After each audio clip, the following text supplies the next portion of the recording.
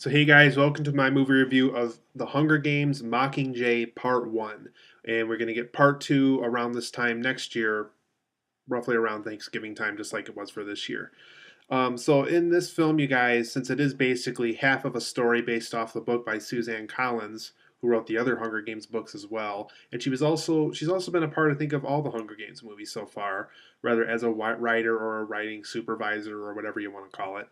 But she has been a part of all the Hunger Game films so far.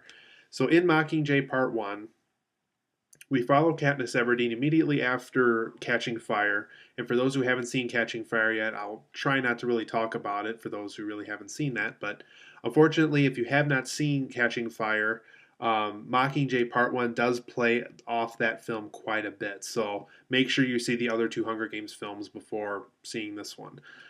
So I guess the best spoiler free synopsis I can give for Mockingjay Part 1 is basically immediately after the events of Catching Fire, Katniss Everdeen basically has this opportunity now to really make the capital crumble upon them. Basically, she has all these people at her side now. She has a secret agency on her side now. She just has a ton of citizens, a ton of districts. Just a lot of people are at her side right now, and basically all the things that you see in the first two films, where people are very much for the Capitol, are even joining in with Katniss, joining her movement, making sure that the Capitol does get crushed, does dissolve, and that the actual Hunger Games event doesn't happen in future years.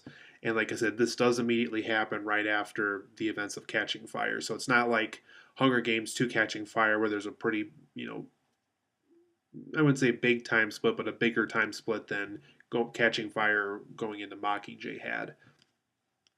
So I guess that's the best spoiler free synopsis I can give of Mockingjay Part 1 is basically just Katniss Everdeen trying to dissolve the Capitol, and she has a lot of people at her side, more so than she would have had in the first two Hunger Games films. And I also wanted to keep it brief as well, just because this is basically half of the book. And obviously, next year we're getting Mockingjay Part 2, which will be the rest of the Mockingjay book. So, for the most part, guys, I did enjoy Mockingjay Part 1. A lot of the things you're hearing about it are kind of true, not exactly completely true. I do think for those who were hoping that Mockingjay Part 1 was going to be very much an action packed, thrill ride, blockbuster film, might not be as happy as those who just want another good Hunger Games film. I think it's definitely for those who, if you've read the books, I think you'll definitely appreciate this film more just because there's actually some things I felt, both just story wise, writing wise, and pacing wise, that the movie did that I thought the book could have done better at. So I guess in a way, Suzanne Collins somewhat improved upon her work a little bit, but not to the point where Mockingjay completely redeemed itself as a story and the film saved it. I don't think it really went that far. Um, but I did enjoy, for the most part, what director Francis Lawrence gave us for the first half of the Mockingjay film adaptation. So, for my positives and negatives of Mockingjay, you guys, well, for the positives first, obviously, I do think Mockingjay Part 1 does have some great character development. I would say this film, probably even more so than the first two Hunger Games films, probably had the best character development. I mean, we've had pretty good character development for the most part in the first two films. Hunger Games never really had that flaw, but I do think this new film really had some great character development here, just because these characters are together, trying to survive, trying to, um, you know, pursue this plan of making the capital crumble, and it just gives us a lot of time to really get to know these characters and develop them, because rather than them fighting in an arena trying to survive, it just gives us a lot of time to get to know them, get to know how they're feeling, get to know how they handle under pressure. It also gives us an opportunity to see how characters who weren't in the arena quite yet in the franchise, kind of what they're like when they're under pressure as well, because there are some characters here that really weren't put to the test, I would say, in the first two Hunger Games stories, but this time around we get to see them get put to the test.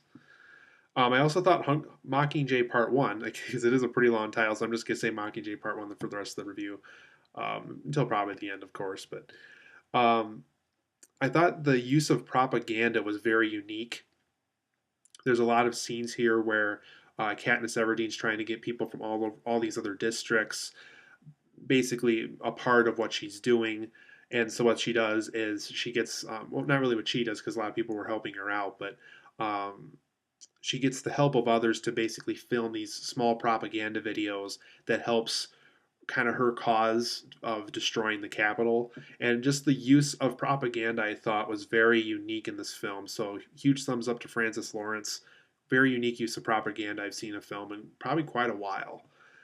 My other big positives of Mockingjay is I like how the film makes the theme of, people are their strongest when they're desperate and when they really desire something. And when those two things combine, they really are kind of the strongest possible person you can make them. And because, they're in this really desperate situation where, people are trying to survive and basically destroying the capital is the only way of getting their lives back. I really like how the film plays off that theme quite a bit. It is very consistent throughout the film. So hopefully, if part two keeps that consistent, we'll probably have an overall really good two-part movie event here for the franchise. And then another huge positive I have, and this kind of was very much strong in the first two films as well, but it very much continued here. And obviously, we had some new cast members this time, like Julianne Moore, who kind of possibly even improved the cast a little bit just because all of them worked together so well in this movie. But yeah, very strong cast. And like I said, the first two films did this as well, but just very strong cast. Philip Seymour Hoffman, Julianne Moore, Jennifer Lawrence. Let's see if I can name even more of them. Josh Hutcherson, Jeffrey Wright from Casino Royale and Source Code. Just a lot of them are in this film. Woody Harrelson as well. Just very strong cast. They all work really well together. Casting wise, I don't think they could have chosen a better cast. It really was a strong cast in this film.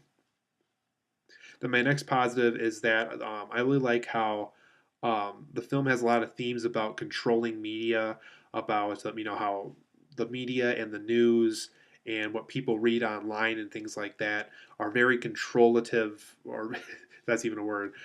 They very much control the way that they think. And the film plays off this quite a bit, both from the villain side and from the good guy side in the story. Film just has a lot of themes about how the media kind of controls people, kind of how people really don't have their own opinions. Their opinion is based off of what the media tells them to think, how the news tells them to think, how people on TV tell them to think.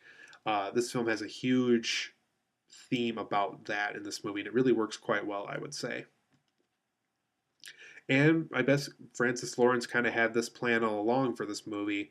It really made me excited for part two of Mockingjay. So I guess huge thumbs up again. I mean, he really got me excited for what's to come next for the overall Mockingjay story, which will happen around this time next year. So just really excited for part two, and the film really did that for me. Now, for my negatives of Mockingjay, because it's not quite the best film of the year, and it's also not quite the best Hunger Games installment we've had so far. Um, some of my negatives are I felt this film doesn't have enough standalone elements, and I think that's important. I think even if you're a sequel, even if it's a reboot, even if it's a remake, I think every film has the right to kind of have their own standalone elements. Christopher Nolan's The Dark Knight and The Dark Knight Rises very much did this very well. Nolan's very good about working with sequels, and from the looks of it, it sounds like and it looks like Francis Lawrence doesn't quite have that capability from what I'm seeing so far because this film is very much reliant on things that happened in the first and second Hunger Games movie, specifically the second one. A lot of the things you see throughout Mockingjay Part 1 are very heavy on, I would say, the last 25 minutes of Catching Fire. So if you have not seen Catching Fire, if you have not seen the first Hunger Games, now would be the time to do so before watching Mockingjay Part 1, just because a lot of the events in this film very much reference those films a lot. And like I said, specifically that last 30 minutes of Catching Fire. Um, so it just has not enough standalone elements. For me, it's just one of those things where if I didn't see the first two Hunger Games films, I would probably have no clue as to what's going on or to who certain characters were or where certain characters stood for certain things and why it was uniquely played out throughout Mockingjay Part 1. So I would say a huge negative of this film was the standalone elements. I felt it could have used more of them because it felt too much like a sequel relying off the earlier installments too much. And then my other negative was, and I would say this is probably the weakest I've seen out of all the Hunger Games films so far. I thought some of the dialogue in this film was very generic and typical.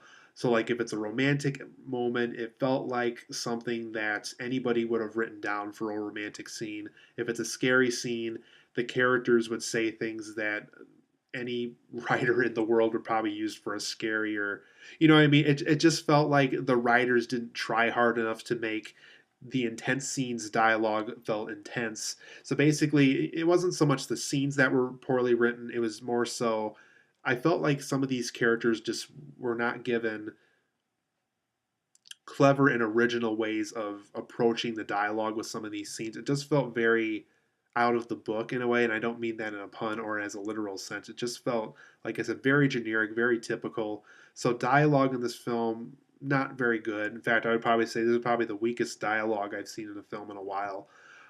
Just really generic, really typical. Hopefully for part two, we're going to get some better dialogue for that one. Then my other negative was, and this is probably a pretty common negative for this movie, I do feel this film could have used more action scenes. I'm not as hard on this comment though as some other people are online. The film does have quite a bit of action scenes in it, but I think it wouldn't hurt to have, I would say, a good 15 or 20 more minutes of action because we did get quite a bit of it. But I think this film probably could have benefited from some more of it just because the first two films were very action heavy, once again, probably due to the arena scenes. But this film really could have used some more action scenes because there was a lot of political speeches and it was great to see character development, but after a while I just like, okay, just give me more action now. I feel like we weren't rewarded enough action after a while. And then my last negative was I really feel the arena battle element of the first two films really kind of brought the Hunger Games to kind of their most interesting potential. And because Mockingjay Part 1 chooses to not have an arena battle at all, and that's fine because I know the book was like that, but unfortunately the story kind of loses a special touch. And I think because when people think the Hunger Games films, they think about those arena battle scenes. Obviously with that being taken away already from Mockingjay, the franchise kind of loses its special touch immediately due to not even having one. It was kind of like what happened to Rocky Five when there was no boxing match at the end because the earlier installments all had a boxing match at the end of the film. So for overall, guys, Mockingjay Part 1, I am going to give it an 8 out of 10. I do think it's a good film, but I think there is some things working against it that definitely make it the weakest Hunger Games film we've had so far. But at the same time, there are some things about it I think that are pretty good. So if you like Hunger Games, definitely check it out. Like I said, though, please see the first two Hunger Games films first. If you have not yet, I think you're probably going to get lost pretty quickly, to be honest. So now's your chance to see the first two Hunger Games films to really understand what's going on in this film. But like I said, pretty good film, and I can't wait to see what Francis Lawrence does for part two for next year. So I will see you guys here for the next movie review. And like I said, 8 out of 10, pretty good film for Mockingjay Part 1.